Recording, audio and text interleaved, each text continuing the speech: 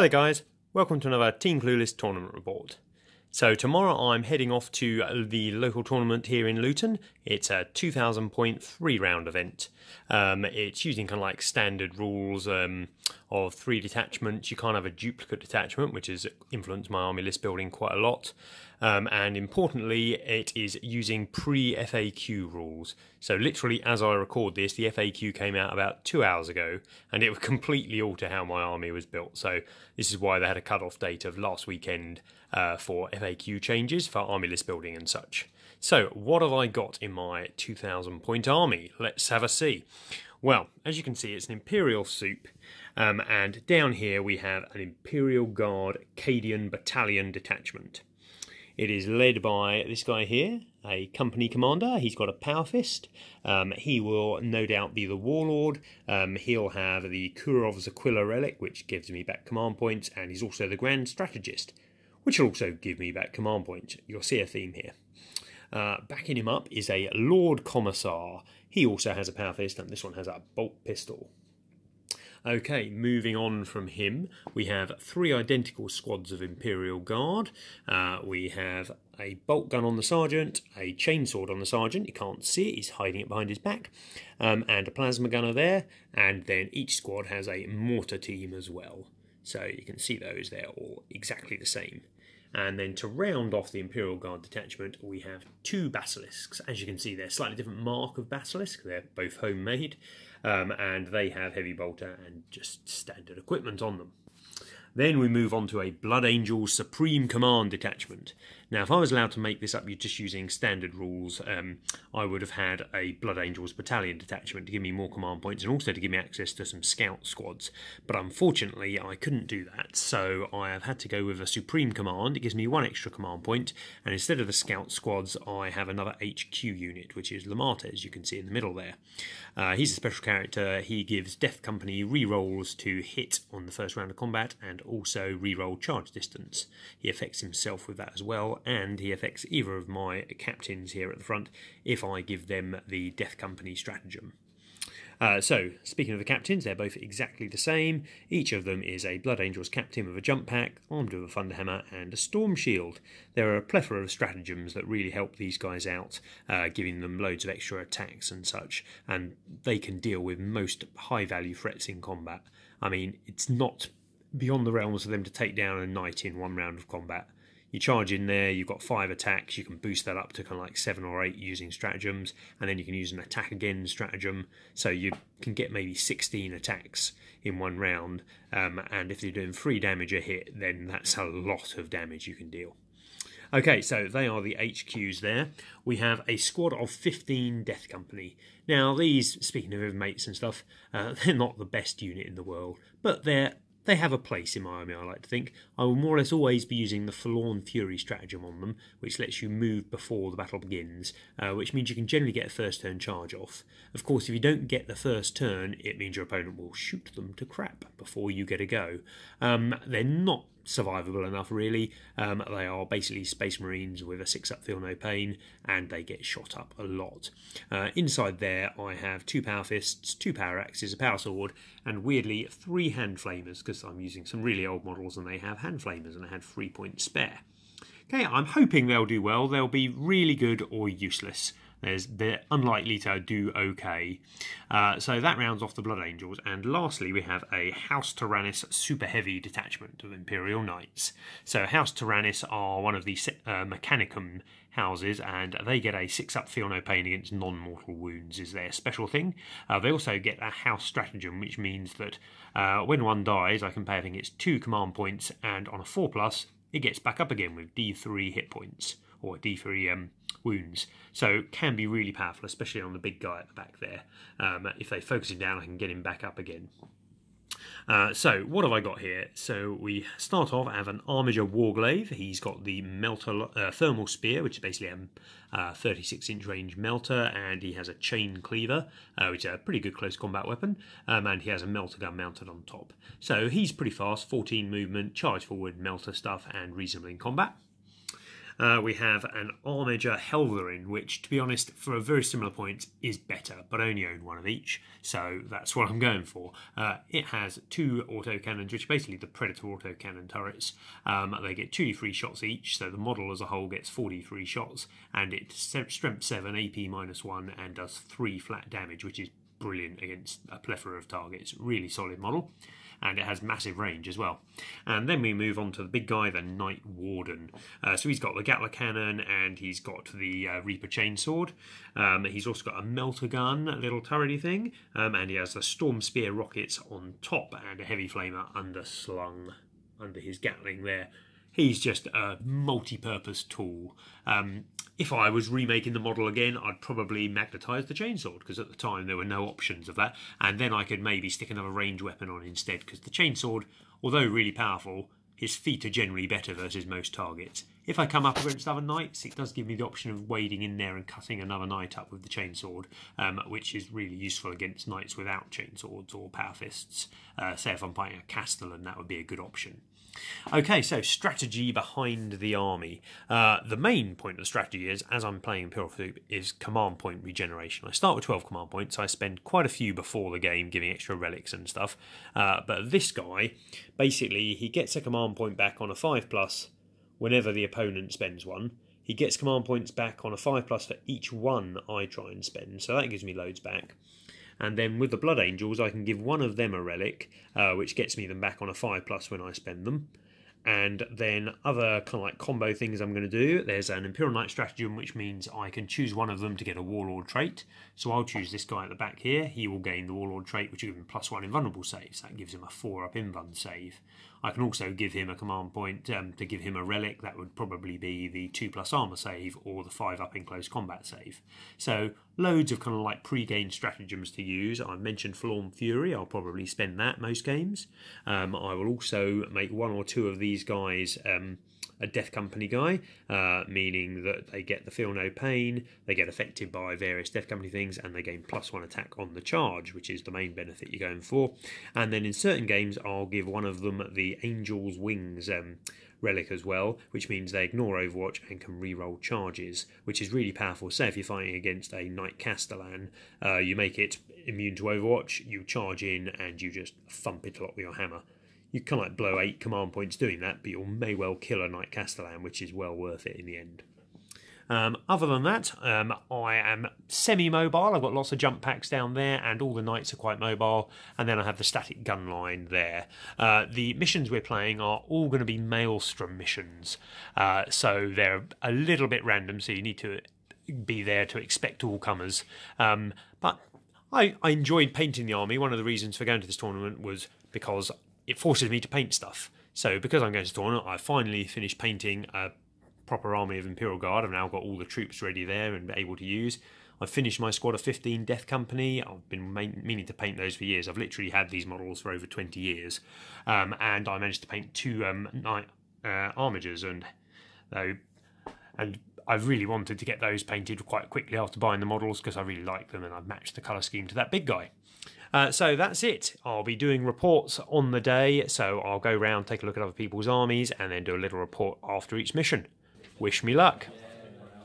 Hi there guys, I've arrived at the tournament venue. I'll just take you for a quick walk around the table and a few of the armies that are present. There's only 14 players today. There's also an Age of Sigmar tournament going on the other side of the hall, and I think they're playing Magic over there. So we have various tables. You can see we've all got nice gaming mats down. And terrain is all nicely themed to the mats. Always great terrain here at Luton. Let's have a see what armies we can spy. Over here we have who is my early prediction for winner of the tournament. Most of the armies, because you've seen all the army lists, I've got loads of super heavies and stuff. This guy has bought 90 Storm Boys and 90 Boys, I think, and a load of support characters, and I can't kill that many orcs. I don't know about all the other players. So he's looking pretty sweet. Down here we have, what's this beautifully painted? Oh, it's mine. So that is my force all laid out there, all ready to go. I am playing against a guy I played against a few times before.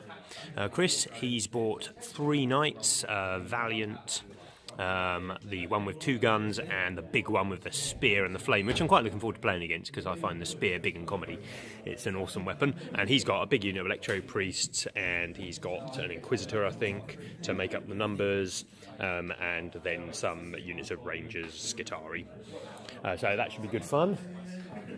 What other tables have we got? So we've got kind of like a wintry table, another table there. Unfortunately, Chris and I have drawn the only table in the room with no line of sight blocking. It's got these massive bits of scenery, but you can see straight through them all, which is a bit of a problem, as I really need to be able to hide at least my characters, so he can't just spear me in the face. But can't be helped. Let's have a quick look over here. They're pulling out Age of Sigmar over there. What have we got down here? Awesome zombie dragon looking list.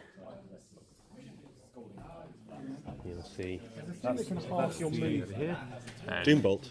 Doombolt's really good. Cool, more super heavies and a big flyer there. And then we'll just wander this way and see what somebody else has brought over here. So this guy has obviously got a load of tanks, Imperial Guard. These things look awesome. They look like converted Lost and the Damned, maybe. And over here we have a big Blood Angel force. I haven't actually seen this one as being used. This might be the Ringer army, possibly, but we shall find out. Okay, I'll come back after round 1 and let you know how I've got on. Okay, so you join me at the end of game round 1. This is the table we played on. We've all packed up our armies and such.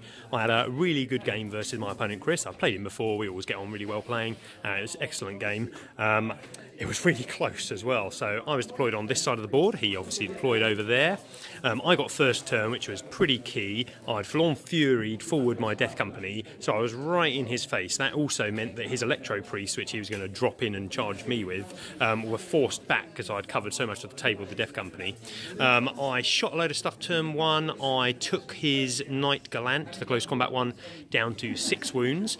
I then charged in with my death company on his Knight Gallant and 2 of his smaller units over there. Sorry, I took his Knight Gallant down to 12 wounds with shooting, and I engaged some of his other units over there with the death company. He then revealed a stratagem, because he's House Hawkshroud, that lets him overwatch with one of his Hawkshroud knights if I charge something that's within 12 of him.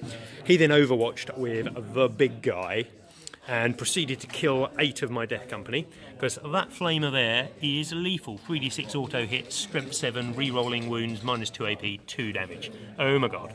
So that murderized my death company. They managed to knock another 6 wounds off his Gallant, and they did some damage to 2 of the smaller squads, and I managed to lock a tech priest in combat by surrounding it. So next turn he didn't get to kill my death company. Oh no, what happened? I actually spent 3 command points to attack again, killing his tech marine. I'd planned on locking it, but I wanted the extra VP for killing a character because I had that as a stratagem. So I pulled ahead on turn 1 with 5 VPs, and I'd gained first blood.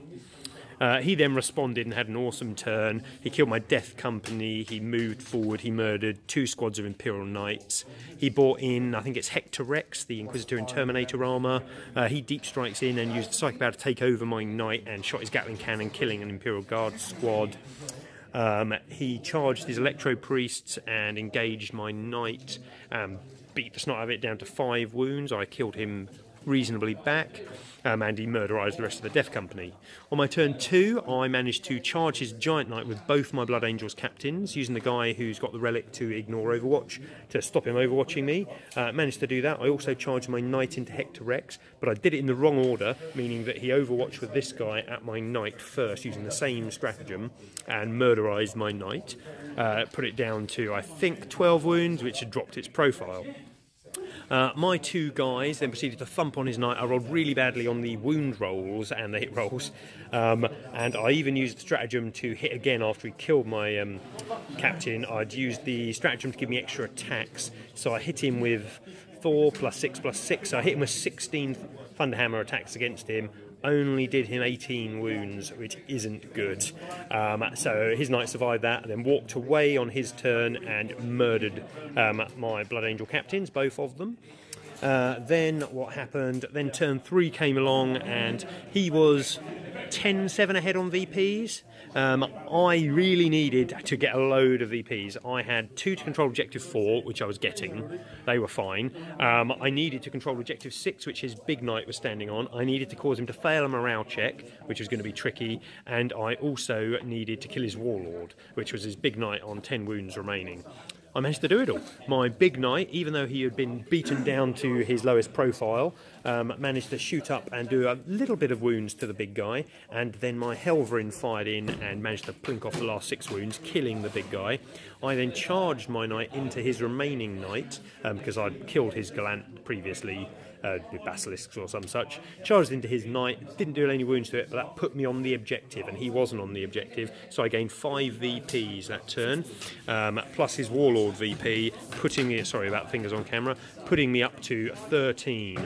On his last turn, he had to kill my warlord, who spent the entire game petrified of his special seeker missiles, hiding behind a basilisk in the very corner. He moved over, he managed to kill the basilisk, but he had nothing left. He failed his psychic power to take over one of my units to shoot with, so he didn't manage to kill my warlord, and he only got to 12 VP, so it was a super close game. We only got 3 turns done. Unfortunately, that is the nature of 8th edition. It just takes so long with all the stratagems and all the re-rolls and such, which is a bit of a problem. It's only a 2.5-hour tournament, and you've got to explain your army and everything to your opponent in that time. But I came away with a minor victory by 1 VP, as very minor as it can be, and thanks to my opponent for a really good game. So we'll just have a quick stroll around and see what other armies didn't see earlier. So this is an Eldar, Dark Eldar flyer list. It has 5 flyers, some wave serpents, and some ravagers. I really don't want to fight against that. Over here we have this awesome army here with a Fellblade and a big flyer. Really scary list.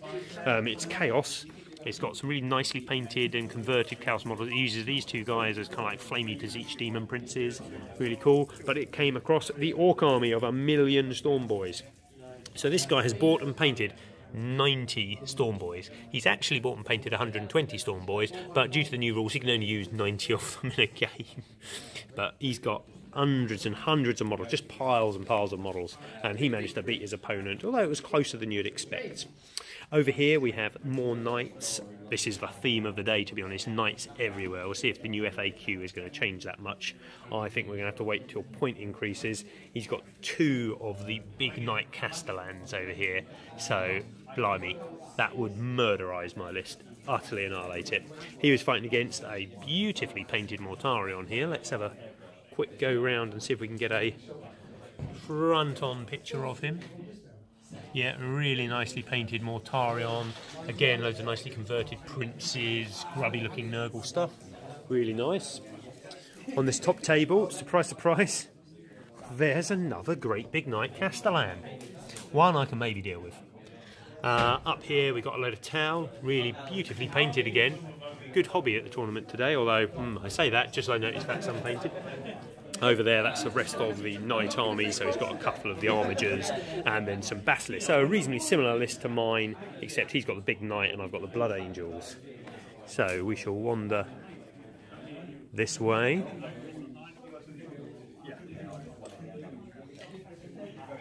Over here we've got a blood angel list, again really nicely painted, all beautifully thematic as well. Look at the 3-hand work on the back of that. Really good. I don't know how that army fared or what it was playing against. Over here we've got another Imperial Guard list. So we've got some tanks. This one looks like it might actually be Lost in the Damned. It's got some kind of cool converted models and stuff. And it's using a Bane Blade and various other things. I think it was actually fighting against another Imperial Guard list over here. These ones are all the old, I think it's the Mordian models. They're all the, get down close, you can see those guys. Every model there is metal. And I suspect he's using Imperial Guard as well. Got the Age of Sigmar tournament going on. Looks like we've got Ogres versus Skaven there. Got some more Skaven here versus Sigmarines. Over here. Don't know what they are. They look like Minotaurs. Versus Empire, I think. Or Three Peoples. And here we've got some lizard men, and they, get a better picture of them, and they were fighting against the horde of giant dragons or Vargheists, or to be honest, I don't know my Sigmar that well, but against those things, which are really cool models. Okay, wish me luck in my next round. This is a 14-man tournament, so whoever wins 3 rounds is likely to win the tournament. So I'm still in with a shout.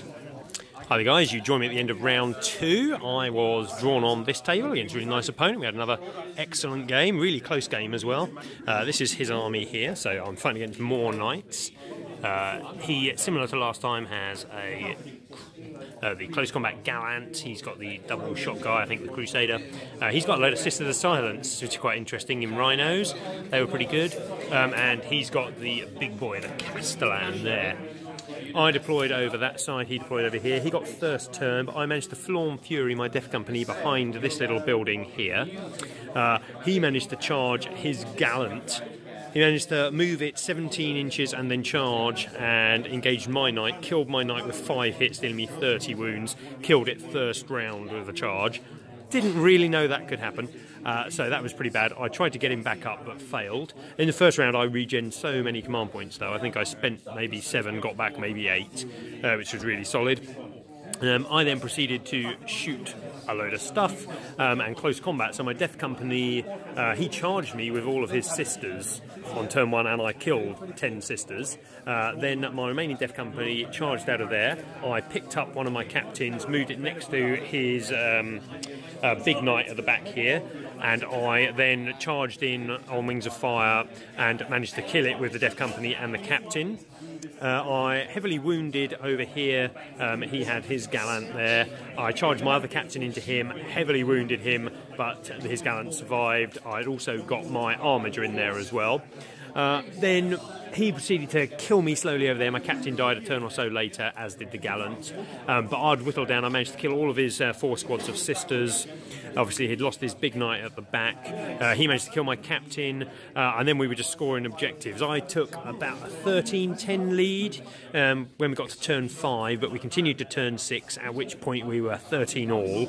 We were playing the objective where you get 3 cards each turn, 3 Maelstrom cards, and you can only discard 1, and I was stuck with 2 that I just couldn't complete at that stage, and I was just trying to draw into one by discarding, but just couldn't get there. So then he managed to stretch it in the lead, so we were drawing at the end of turn 6. Turn 7 came along, and he managed to get 3 points extra. He killed Lamartez, who had survived and was at the back, losing me Linebreaker, and he moved his Gallant, which was alive on maybe 4 or 5 wounds, into my field, scoring him Linebreaker. So he won 13 to me and 16 to him at the end of the game, so a minor victory to him. But really good game. We were pretty quick. We got through 7 turns, and it was just a really good fun game, really good spirit. Excellent opponent, so I'd be really happy to play him again.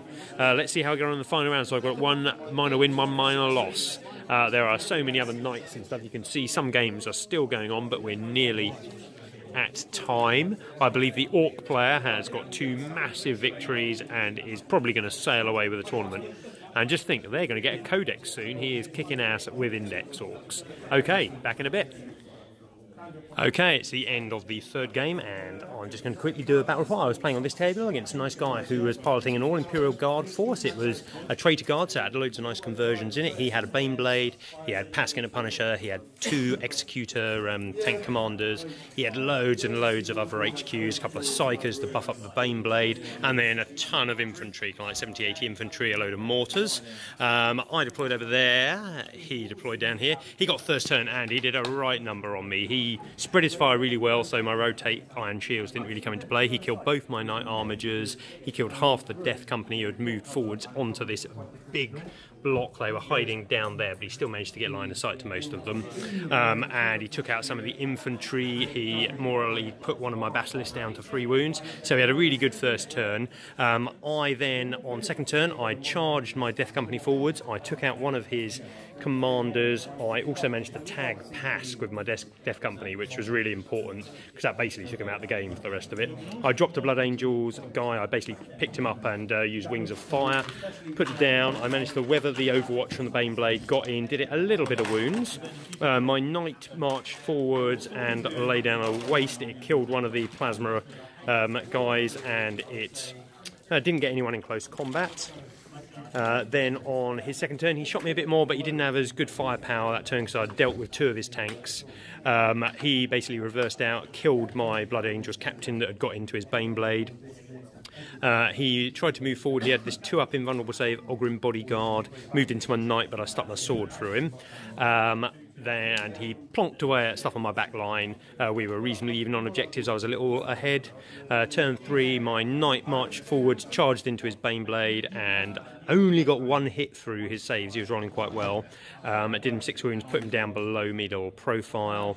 I dropped my other Blood Angel captain in and engaged his other Plasma Cutioner, stopping that from firing for a turn, so I was nullifying his fire quite well, while my Guardsmen and my Basilisks were just plinking stuff off.